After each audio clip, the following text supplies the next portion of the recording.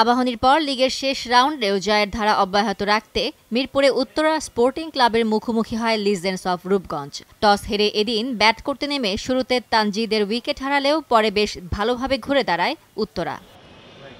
Anisul ৫৫ run করে উত্তরার হয়ে প্রতিরোধ করেন। দলীয় ৯০ রানে আনিসুল ফিরে যাবার পর ২৭ রান করে সাজঘরে ফেরেন শাহনাজ।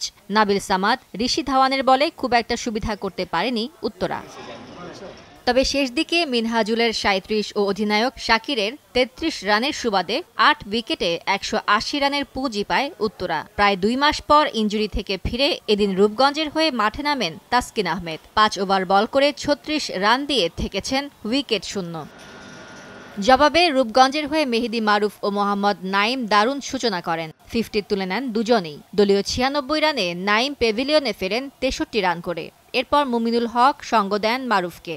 শেষ পর্যন্ত মারুফের অপরাজিত ৬২ ও মুমিনুলের ৪৭ রানে চড়ে জয়ের বন্দরে পৌঁছায় রূপগঞ্জ। ১১ ম্যাচের ১০টিতেই জয় নিয়ে লিগ পর্ব শেষ করল আফতাব আহমেদের দল।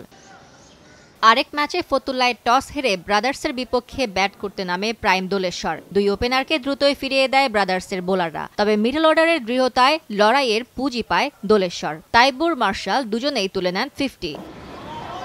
ফরহাদ ৪০ ও মাহমুদুল হাসানের ব্যাট থেকে আসে ৩৯ রান। ৫ উইকেটে ২৫০ রানের চ্যালেঞ্জিং স্কোর পায় প্রাইম দোলেশ্বর। জবাবে দলীয় ৩১ রানে জুনায়েদকে হারায় ব্রাদার্স। রেলিগেশন এড়াতে এই ম্যাচে জয়ের বিকল্প ছিল না ব্রাদার্সের সামনে। মিজানুর ও রাব্বির জুটি থেকে আসে ৪৮ রান। ব্যক্তিগত ৪২ রান করে মিজানুর ফিরে গেলেও একপাশ আগলে ব্যাট করতে থাকেন ফজলে মাহমুদ। তার ৭৪, শরীফুল্লাহর ৪১ রান ব্রাদার্সকে রাখে জয়ের পথেই। তবে কাজটা সহজ করে দেন শাহজাদা। তার ১৫ বলে ২৯ রানের সুবাদেই শেষ ওভারে জয় নিশ্চিত হয় ব্রাদার্সের। ১১ ম্যাচ শেষে ৬ পয়েন্ট নিয়ে টেবিলের ৯ম স্থানে আছে ব্রাদার্স। রেলিগেশন লিগ খেলতে হবে কিনা তার জন্য তাদের অপেক্ষা করতে হবে খেলাঘর ও বিকেএসপির ম্যাচের ফলাফলের জন্য।